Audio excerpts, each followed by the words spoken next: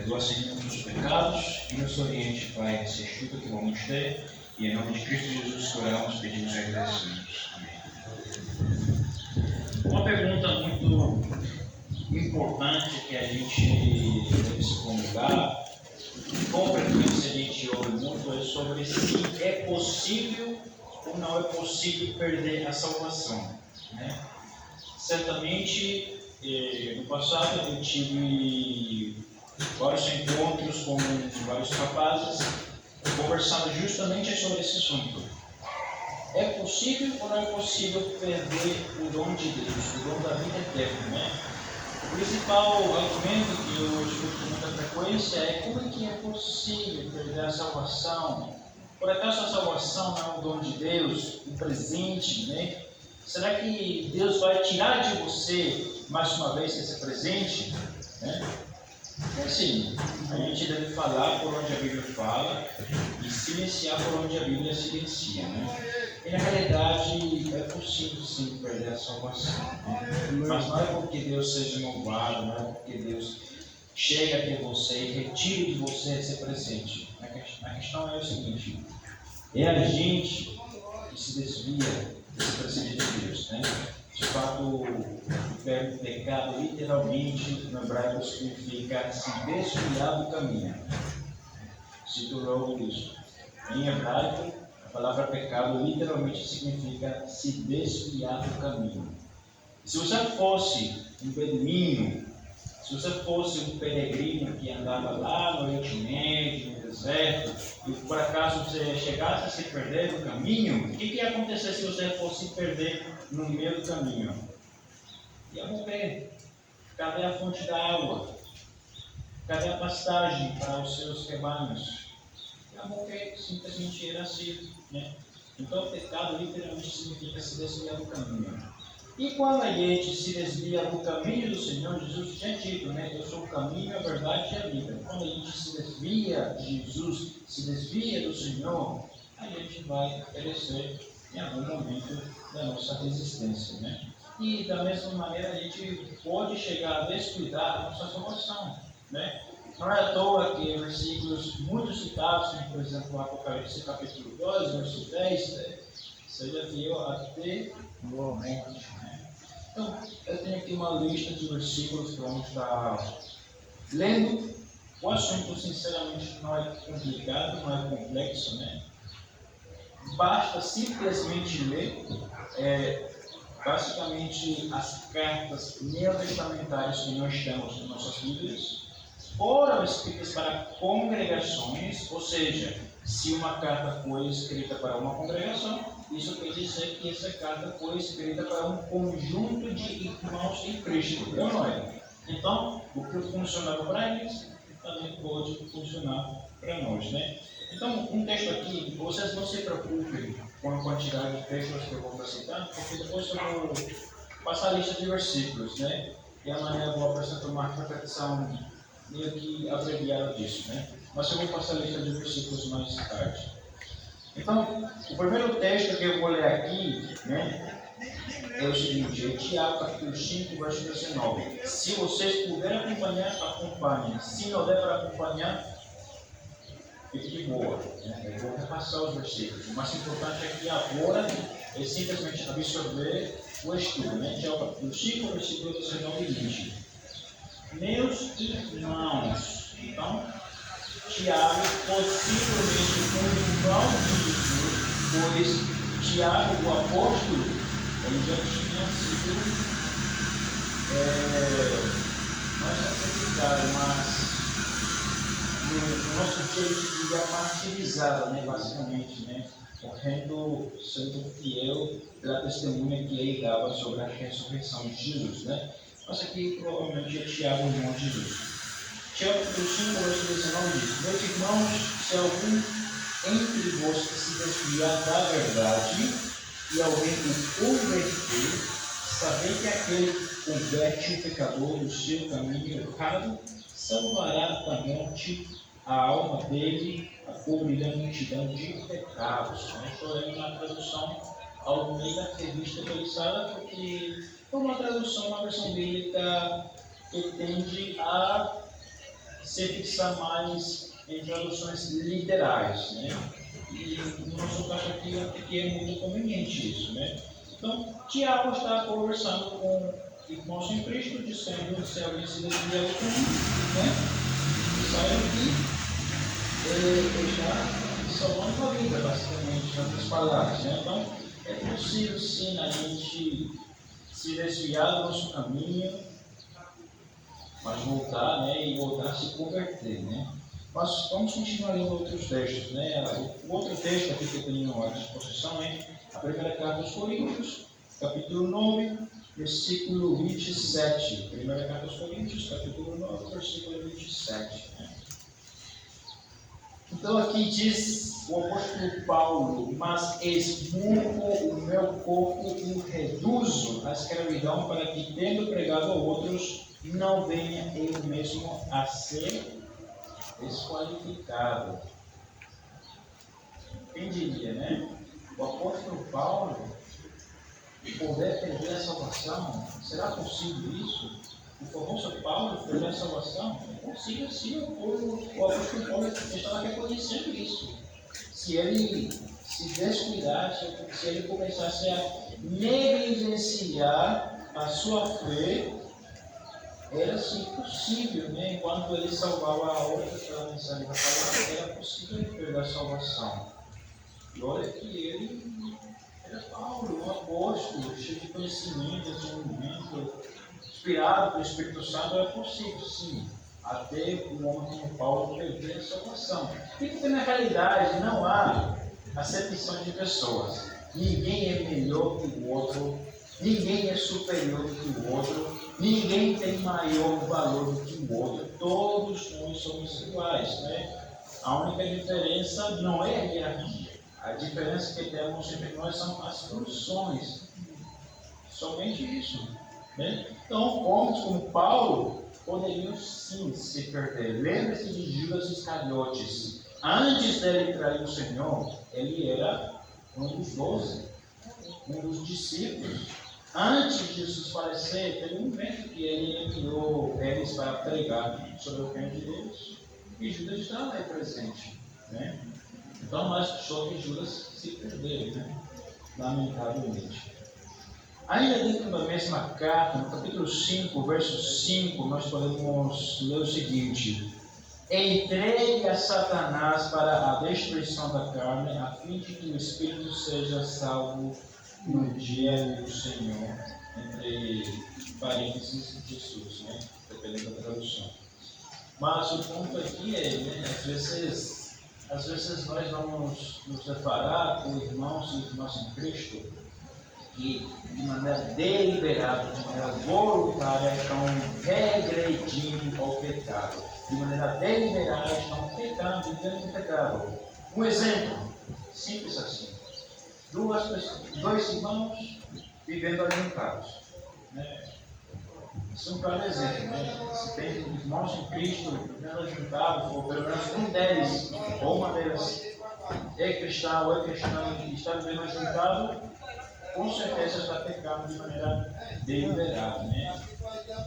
Mesmo se a gente for conversar com essas pessoas e mostrar, olha, está errado isso, né? E a pessoa continuar vivendo de maneira deliberada, então, o que fazer? Paulo disse, entrega a Satanás, entrega ao inimigo, né? Em que sentido? Para que essa pessoa possa se arrepender futuramente, porque existem dois tipos de arrependimento, né?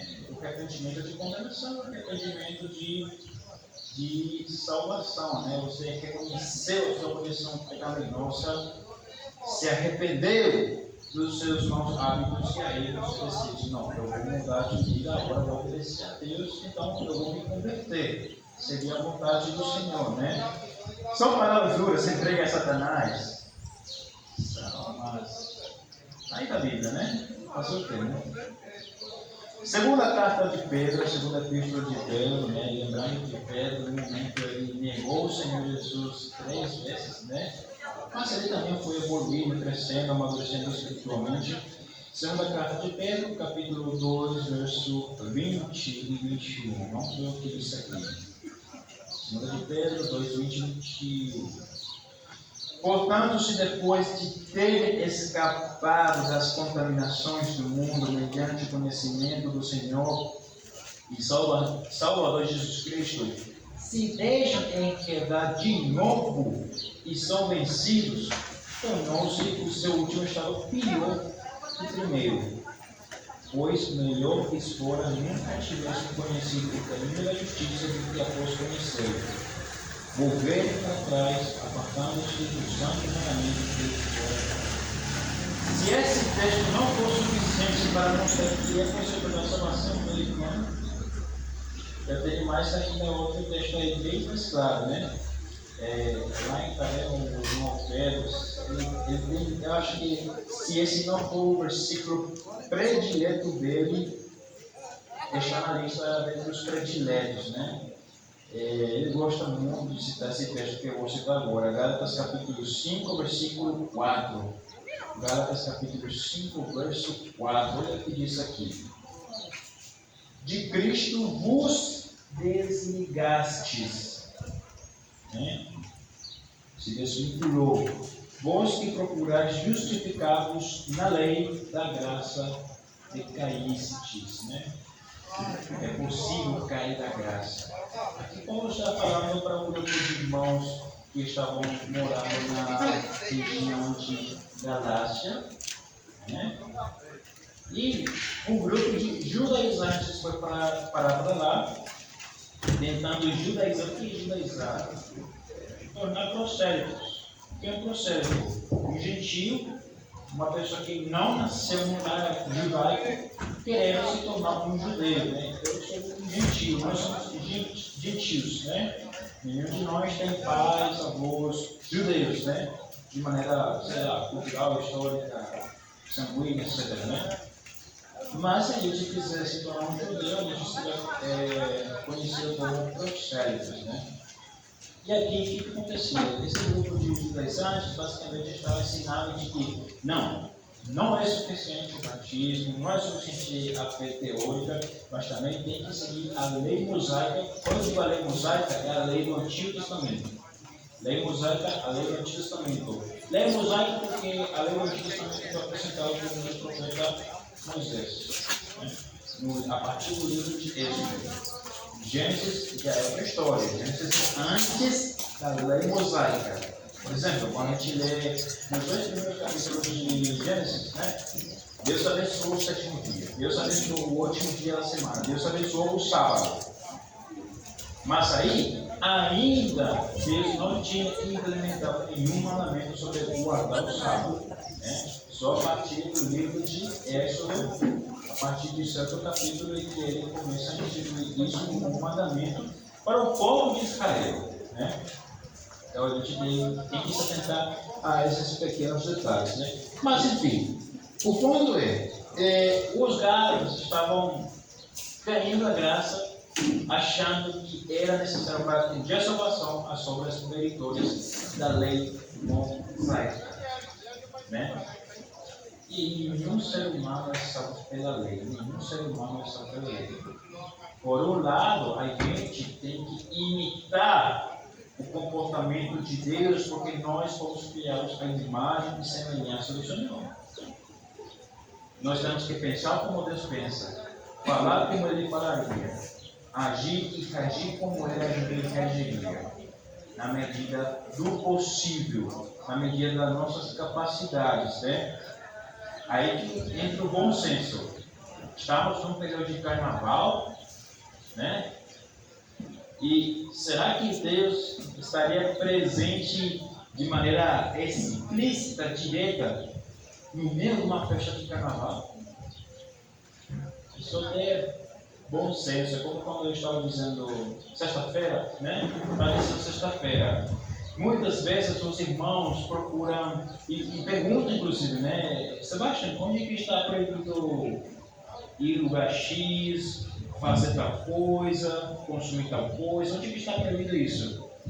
Não, precisa uma lista de não para tudo?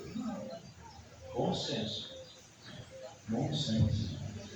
Então, é possível sim cair da graça do Senhor, né? Nós somos salvos pela graça de Deus, né? Mas aí, mais uma vez, vai ter pessoas que vão dizer, Sebastião, mas como é que Deus te deu como presente uma coisa e de repente Ele vai retirar de você esse presente? Mas não é que Deus tem que tirar da gente o presente. É a gente que descuida, né, e vivencia esse presente, né? E muitas vezes eles vão se basear em textos como João capítulo 10, verso 28, né? Vamos ler rapidinho. João capítulo 10, verso 28, né? Mais uma vez, irmãos, não se preocupem pela lista de versículos, que eu vou repassar depois, né? Quem puder acompanhar, acompanhe. Quem não puder, foque no estudo, né? João capítulo 10, verso 28 diz, né?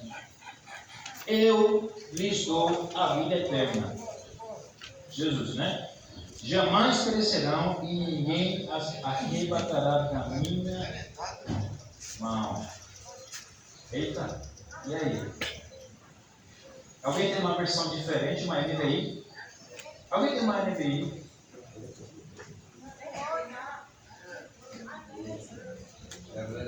Ok.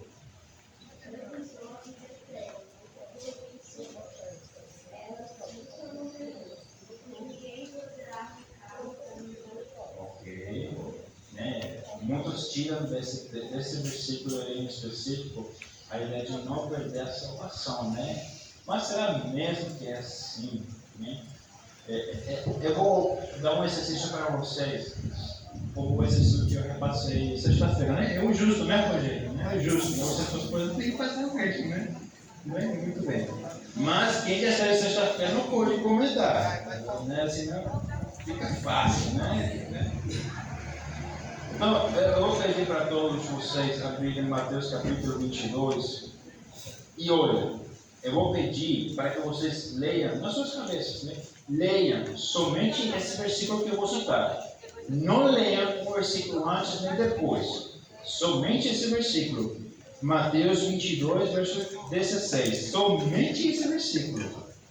Não leiam o versículo 15, não leiam o versículo 17, somente o verso 16. Somente esse versículo.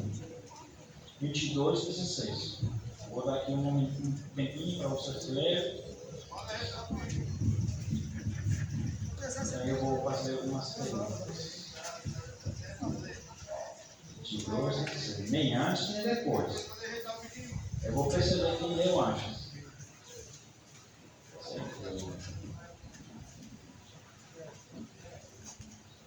É que é mais fácil buscar nesse tipo de quiz, né? No celular, quando você dizer só aparece no versículo. Pronto? Aí eu faço a pergunta. Aqui diz: e enviaram discípulos juntamente com os herodianos para dizer, mestre, sabemos que és verdadeiro e que ensinas o caminho de Deus, de acordo com a verdade, sem te importares com quem quer que seja, porque não olhas a aparência dos homens. Ok? Primeira pergunta: quem é esse mestre que está sendo citado aí? Lendo somente esse verso. Quem é esse mestre aí citado? Oi? Jesus? Aí diz Jesus? Então, né? Não fala. E aí? Subentende, tá? Com E maiúsculo, fica quente, né? Mas só Jesus era mestre naquela época?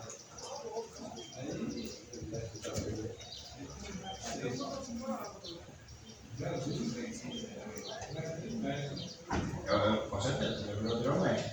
Mas o ponto é, se a gente for tentar interpretar ele só esse verso, a nossa tendência é Jesus, de fato é Jesus. A nossa tendência é essa, isso aqui é Jesus.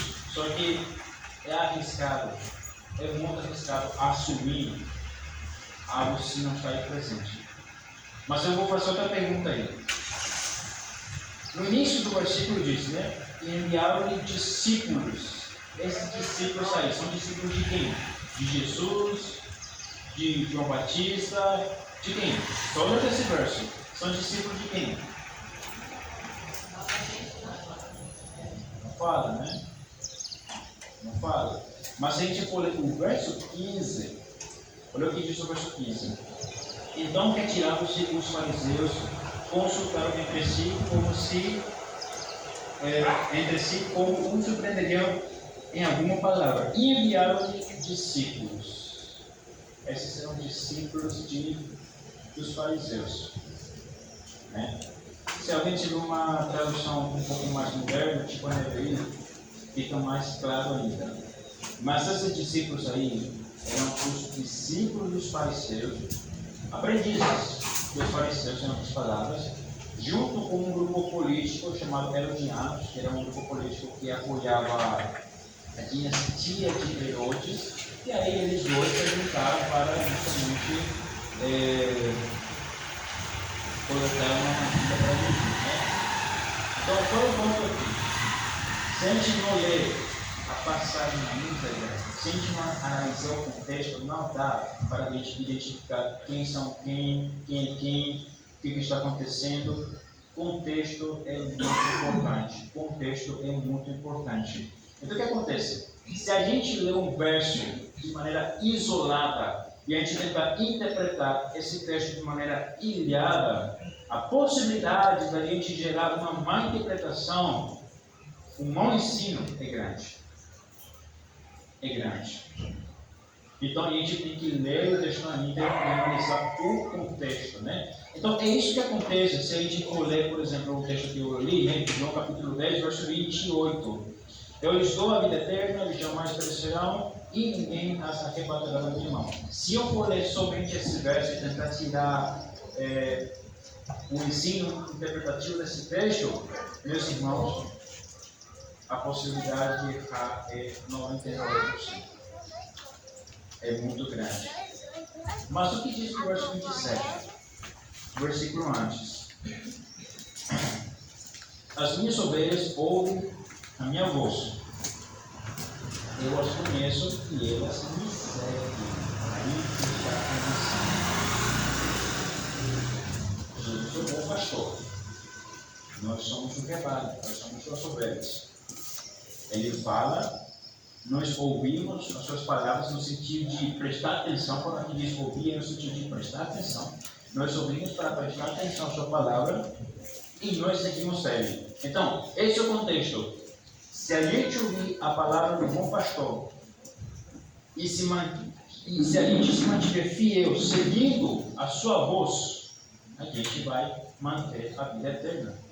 Mas se a gente se desviar do rebanho, aí a gente vai perder a vida eterna. Aí, inclusive, dá para fazer um paralelo com a parábola da ovelha perdida, né?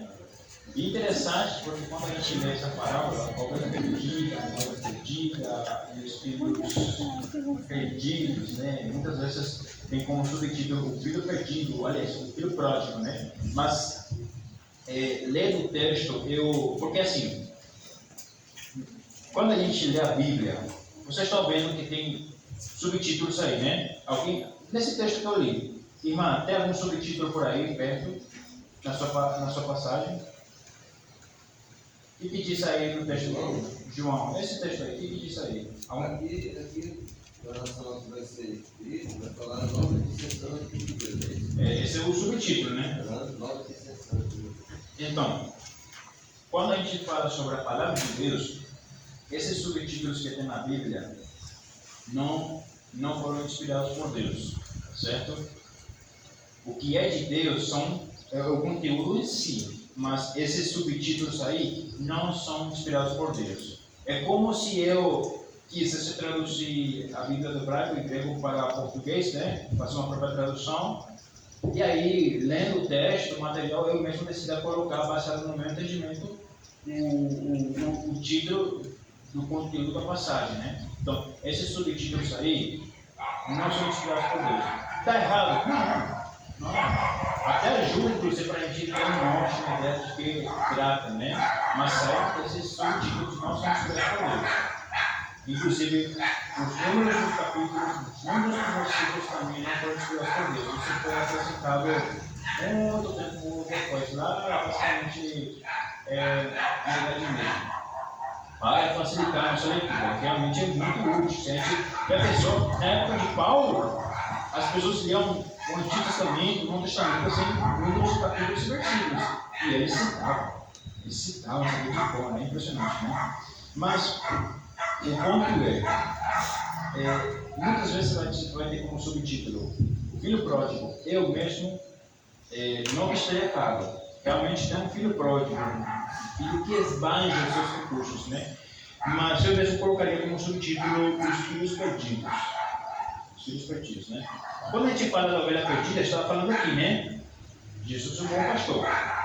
Ele fala, a gente tem que ouvir a sua voz e prestar atenção e seguir. Enquanto a gente seguir o bom pastor, a gente é salvo. Se a gente se desviar do rebanho, a gente perde a salvação. E na palavra da ovelha perdida, o que significa, né? O pastor tinha quantas ovelhas? 100. Uma se perdeu. Deixou o resto aí e foi buscar por isso.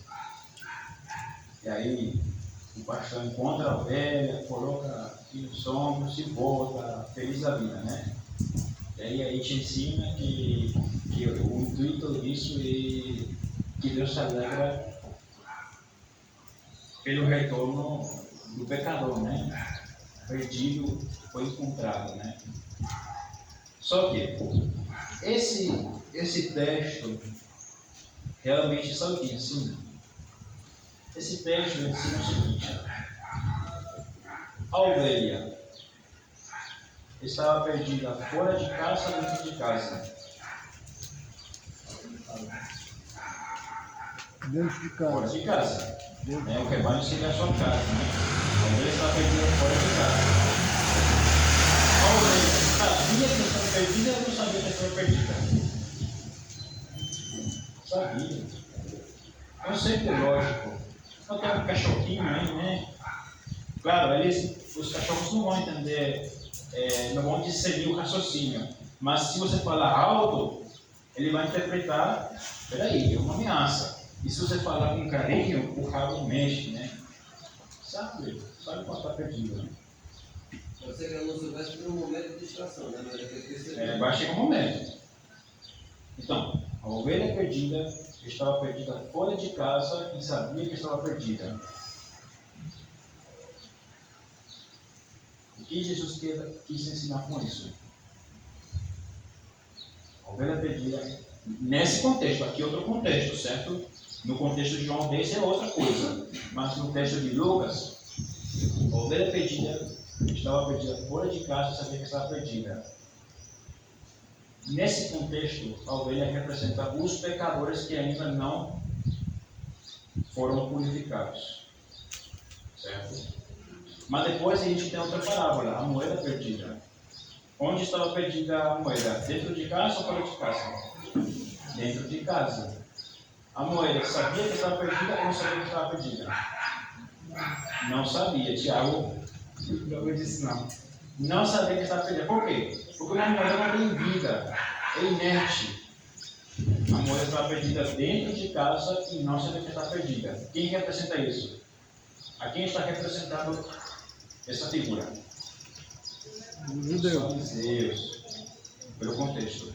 Por quê? Porque estava dentro de casa, no templo, servindo, orando, ensinando, mas não sabia que estavam perdidos. E a parábola dos filhos perdidos é uma combinação dos dois primeiros. Então tem perdidos fora de casa, tem perdidos dentro de casa. A gente vai encontrar perdidos em vários lugares. Então, quando a gente vê que o irmão está vivendo no pecado, a gente precisa conversar. Mas como Paulo falava para Timóteo, quando você for repreender uma jovem, fala com ela como se fosse a sua irmã. E quando você for conversar com uma pessoa adulta, fala como se fosse o seu pai. O amor, respeito, educação. Não adianta ir falar de maneira brutal. Não adianta ir condenar, a gente não pode condenar, o que a gente pode ver, irmão. Estou vendo que o irmão está praticando isso, está fazendo isso, e segundo a Bíblia, não está certo. Eu quero te ajudar, meu irmão, está aqui à disposição. Né? E assim, a gente tem esses estudos porque nós queremos que cada um de nós tenha a vida eterna. Nós queremos ver a face do Senhor. Irmãos, dura coisa é se afastar do caminho do rebanho. Né? Então, como diz, dentro do contexto de João capítulo 10, verso 27, as minhas ovelhas ouvem a minha voz, eu as conheço e elas me seguem. Né? É como, por exemplo, no texto de Deuteronômio, no capítulo 6, né, o famoso Shema, né? Vamos lá rapidamente. Deuteronômio, capítulo 6, a partir do versículo 4. Né? Deuteronômio, capítulo 6, verso 4. Verso 4.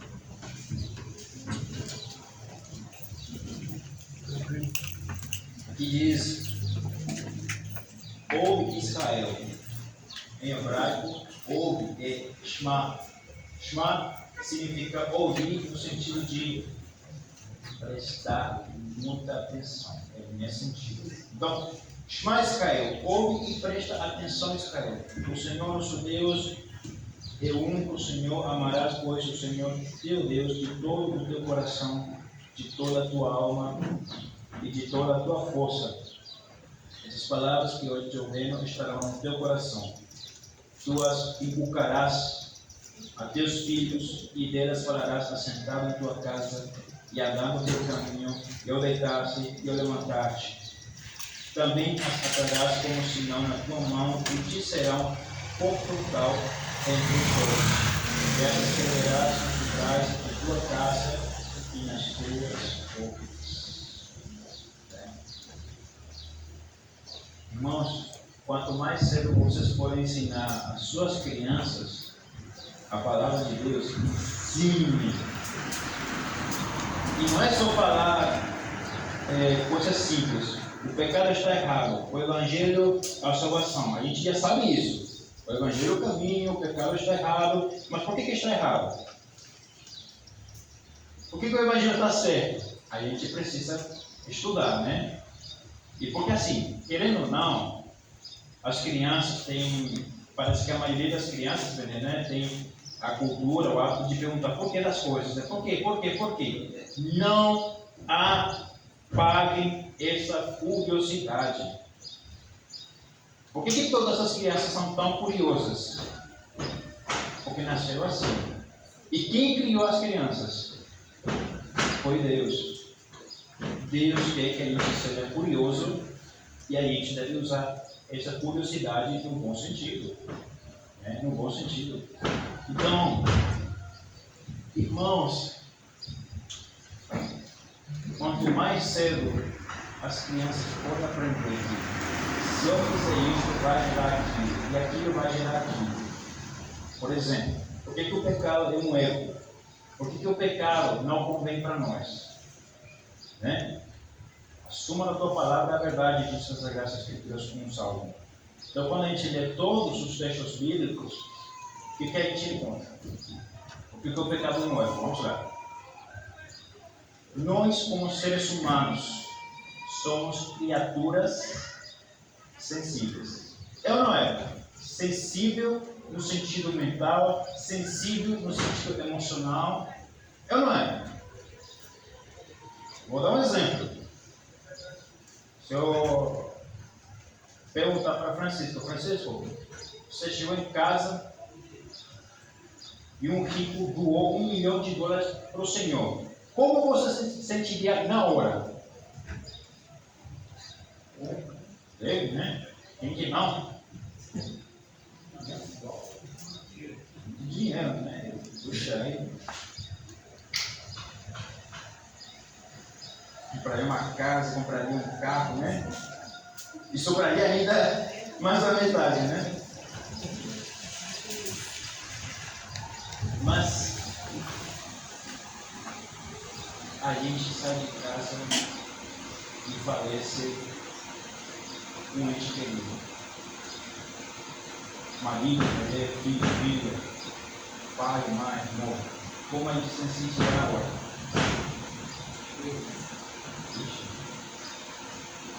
quando era criança, quando tinha um cachorrinho na época, né?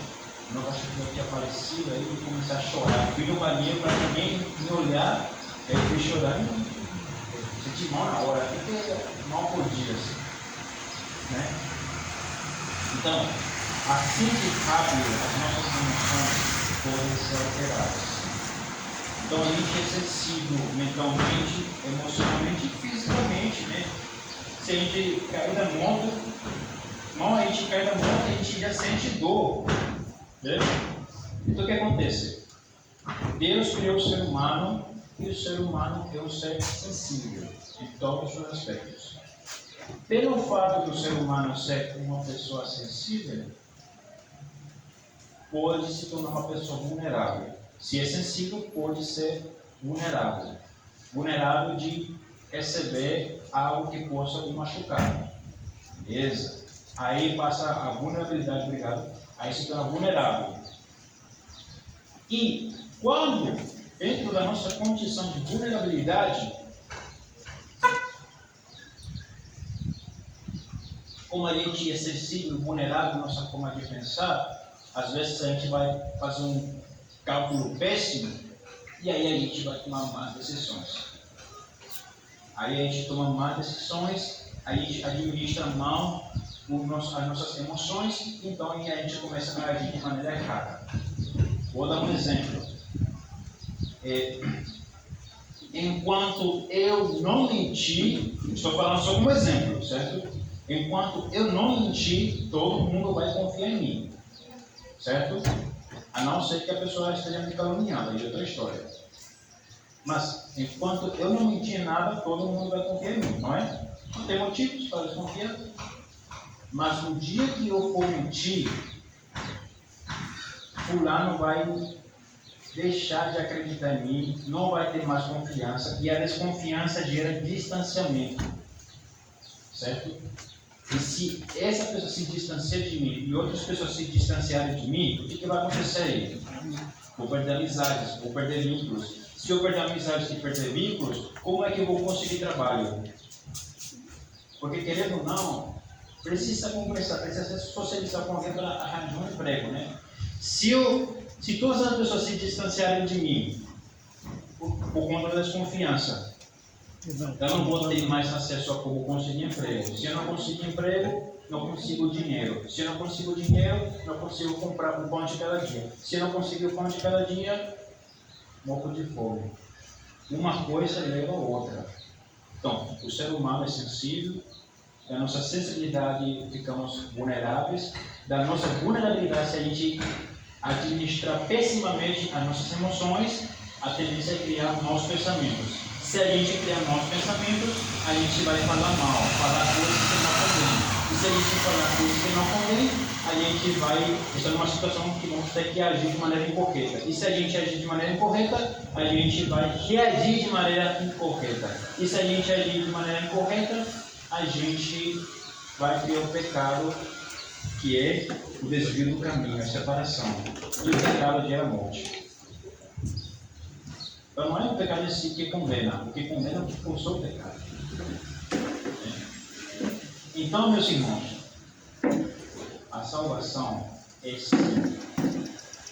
É possível a gente ter a salvação. É possível a gente ter a graça. É um presente que Deus nos dá, isso é verdade, é dom de Deus, mas é possível a gente negligenciar a salvação. Deus não vai tirar de nós isso. Mas somos nós que, se a gente for descuidar desse presente, a gente pode perder esse presente. Então vou finalizar dizendo: seja fiel até a morte. E como dizia Paulo para Timóteo, cuida de ti mesmo. E quem mais?